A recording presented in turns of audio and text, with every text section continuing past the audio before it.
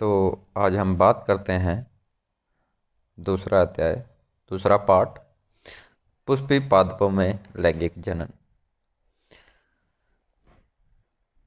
पौधों में भी लैंगिक जनन होता है। वो हम अभी लैंगिक जनन क्या होता है ये सब कुछ हम पिछले पार्ट में पढ़ चुके हैं। उसमें पोलिनेशन क्या होता है ये, और नर और मादा का रोल क्या होता है ये, और युग्मक जनन, सब कुछ हम ज़्यादातर पिछले पार्ट में बेसिक बेसिक जनन का हम पढ़ चुके हैं। अब हम बात करते हैं प्लांट्स में सेक्सुअल रिप्रोडक्शन की। आवर्तबीजी मीन्स जिम्नोस्पर्म जो हायर क्लास है, उन्हीं के अंदर फूल पाया जाता है। और फूल जो होता है, पुष्प जो होता है, वो एक आकर्षक रंग है, आकर्षक अंग है पौधे का। ये सिर्फ बहुत सारे समारोह में इसका उपयोग किया जाता है। पुष्प की अगर मैं बात करूं, ये चित्र 2.1 आप सभी को दिख रहा होगा। इसमें ऊपर लिखे हुए हैं पंखुड़ी और परागकोश। ये दोनों ही गलत हो रहे हैं। जहाँ परागकोश है वहाँ पंखुड़ी आना है, और जो पंखुड़ी है वहाँ परागकोश आना है। इनमें जो आपको पीली पत्तियाँ दिख रही हैं, किसी भी फूल में बाहर का जो चक्कर होता है वो उसकी पंखुड़ी कहलाती है। और वो संख्या में कम भी हो सकते हैं, ज़्यादा भी हो सकते हैं, वो प्रजाति पर निर्भर करता है। और इसके बाद जब अंदर की तरफ को हम चलते हैं तो पंखुड़ी के बाद आता है परागकोश। परागकोश क्या होता है कि परागकोश ऊपर एंथर का पार्ट होता है, और नीचे एक डंडी से जुड़ा रहता है, जिसको फिलामेंट या तंतु कहा जाता है। और ये परागकोश ही नर युग्मक जनन करता है।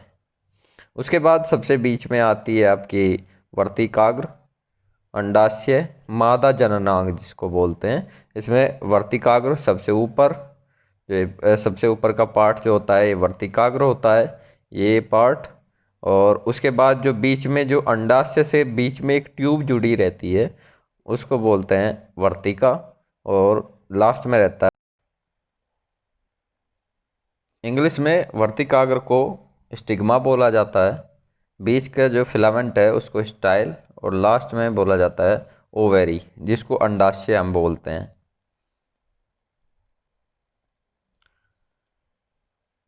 पौधों में निषेचन से पूर्व, निषेचन से पूर्व ही फूल विकसित हो जाता है। और जब पुष्प विकसित होता है तो उससे पहले ही पौधे के अंदर कुछ हार्मोनल परिवर्तन आने लगते हैं।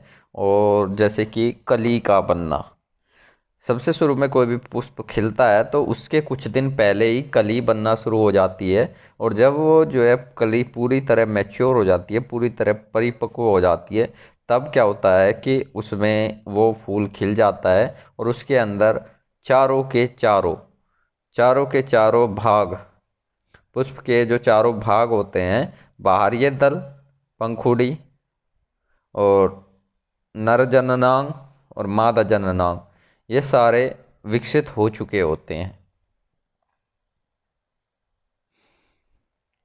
अगर मैं बात करूं